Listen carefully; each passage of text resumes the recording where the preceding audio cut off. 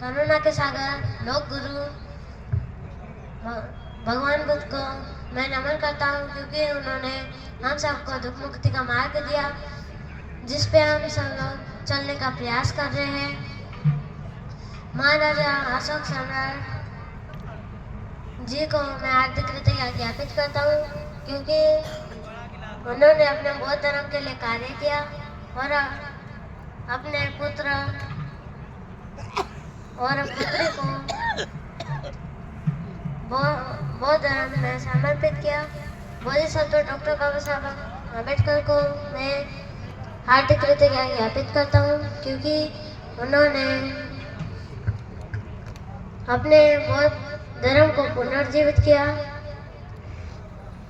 यहाँ पे उपस्थित गुरु जी का चरणों में सादर वंदना करता हूँ। यहाँ पे उपस्थित सभी भिक्खु संघ को सादर वंदना करता हूँ। यहाँ पे उपस्थित सभी उपासक उपासिकाओं को मंगल कामना करता हूँ। श्रावस्ती में एक दुबली पतली महिला थी, उसका नाम किसा गौतमी था, इसलिए उसे गांव के लोग किसा कहते थे।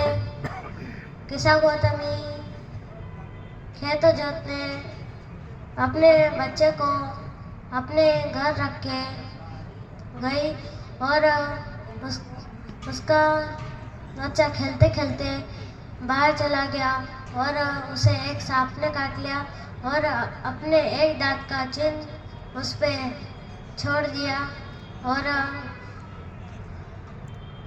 और वो तब से ठंडा पड़ गया। वो ना दूध पीता था, ना कुछ बोलता था और उसमें कोई गति नहीं बची। और किसा गौतमी ने जब देखा कि मेरे बच्चे को सांप काट लिया है, तो वो रोते रोते पूरे गांव में घूमती है और पूछती है कि ऐसी कोई दवा है जो मेरे बच्चे को बचा सके। एक आदमी कहता है कि पहाड़ियों पे एक महात्मा रहते हैं, शायद वो महात्मा आपको आपके बच्चों को बचाने की दवा दे सके। और किसा गौतमी दौड़ते दौड़ते वो पहाड़ चढ़ती है और भगवान के पास जाके कहती है कि भगवान, मैं आपको मेरी पहले की कहानी बताती हूँ। मैं काम करने गई थी तो मेरा शिशु खेलते खेलते बाहर चला गया और उसे एक सांप ने काट लिया और अपना दांत का एक चिन्ह रख दिया। तब से वो ठंडा पड़ गया, ना वो दूध पीता है, ना उसके शरीर में कोई गति बची। भगवान कहते हैं कि कोई ऐसे घर में से सरसों के दाने लाइए जिस घर में किसी की मृत्यु ना हुई हो जाती है और पूरे नगर में घूमती है और देखती है कि ऐसा कोई घर नहीं मिला जिसमें किसी की मृत्यु ना हुई हो। वह भगवान के पास जाती है और कहती है, भगवान आप ही बताइए मुझे ऐसा घर कहाँ मिलेगा जहाँ किसी की मृत्यु ना हुई हो और वहाँ मुझे सरसों के दाने मिले।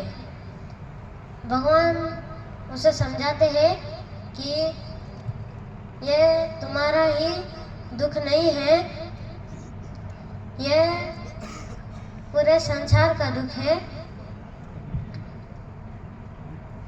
कोई मृत्यु से छुप नहीं सकता, चाहे वो कितना भी विशाल हो, चाहे वो कितना भी बड़ा हो, कोई प्राणी मृत्यु से छुप नहीं सकता।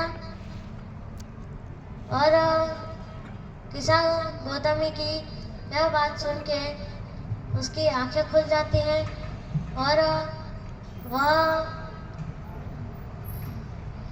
भिक्खुनी बन जाती है और कुछ ही सालों में ध्यान साधना करके अरहत को प्राप्त कर लेती है। धम्मपद की मैं गाथा बोलूँगा। उदामती धनमती इति बालो वियेति अत्ता ही अत्तना नथी कुतो पुता कुतो धननी। अर्थात कई लोग सोचते हैं कि यह पुत्र मेरा है, यह धन मेरा है, यह संपत्ति मेरी है। लेकिन मूर्ख लोग इस बात को नहीं समझ पाते कि जब ये आपका शरीर ही नहीं है तो ये आपका पुत्र कहाँ से हो गया और ये आपका धन कहाँ से हो गया। आपने मेरा देशना को इतने ध्यानपूर्वक सुना, इसलिए आप सभी को धन्यवाद।